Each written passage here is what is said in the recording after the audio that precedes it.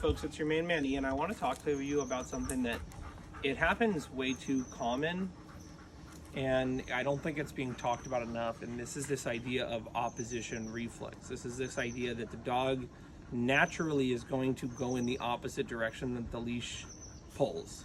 Your dog's not stubborn, your dog is not dumb. That is a natural reflex. Like if you just came up and started pushing me this way, I might lean back this way so I don't get pushed over. So what you're seeing happening with Tony here, when I'm pulling on the leash and she's wanting to go away from me, she doesn't actually want to go away.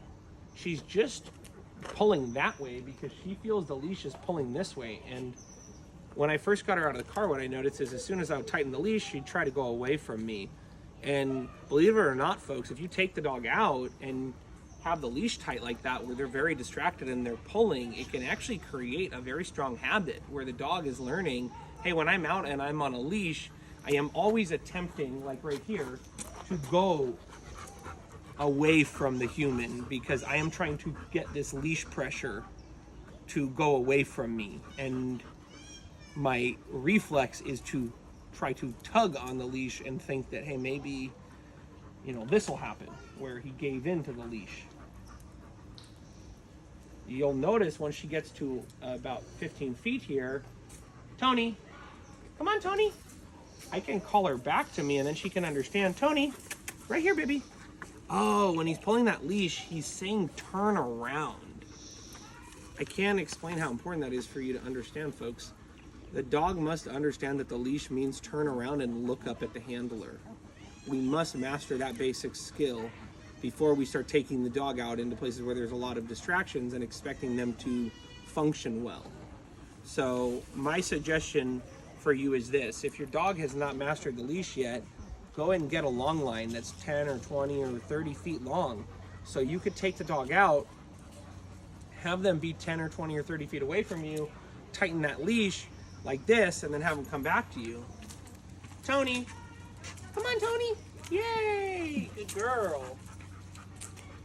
This way you could get them outside to potty or to smell or even perhaps to walk without having to have the leash tight the whole time, which can create, like we were saying before, this highly distracted dog because they've walked everywhere feeling the leash is tight, and that tight leash is causing them to pull away from me and also to face away from me. Good girl, Tony. Come here, Tony. Now, when you walk the dog and you want to use that leash to have them stay close to you, you're going to want to use a training collar of some sort, either a martingale collar, a slip lead, or a halty. So that's all, folks. Just a little talk about how important it is to have a long line so that when you're taking a dog out and you're working on recall, you can let them go away from you. Apply a little bit of pressure here. Tony, come on, Tony. Yay, baby Tony. Good girl, Tony.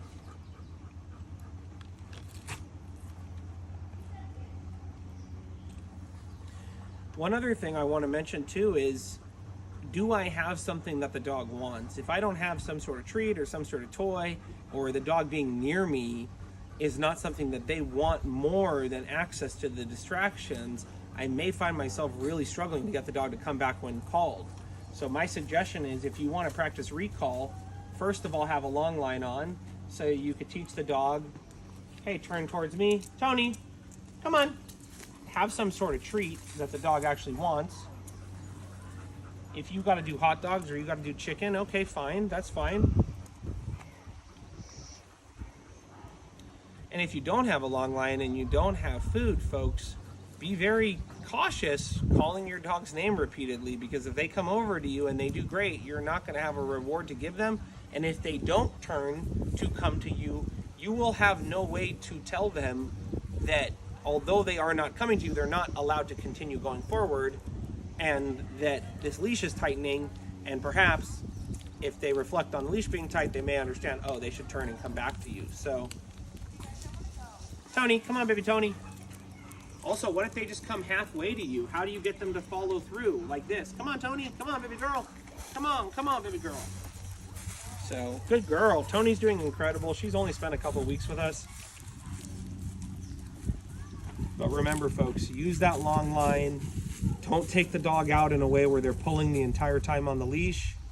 Use a training collar if you want to walk them on a leash, and take the time to teach them how to turn when you tighten the leash. And make sure when you're taking them out around distractions, you've got some sort of reward that they want. And if you're struggling with them wanting the reward, realize you may be in a place that's too distracting, or you may not have a valuable enough reward. So you may need to change the way you're giving food to the dog, do something called existential feeding, or perhaps just get more consistent in, hey, I'm bringing part of your food every day out on these walks, and there's going to be food when we go places, so the dog will get used to taking food just when you're out and about, and then when it's highly distracted, it'll be easier for them to also take food because they practice taking food outside from your hand. So that's all, folks. Remember, as always, we don't blame them. We train them. If we love them, we lead them. And of course, like Tony Baloney said, until next time, folks, we'll see you then.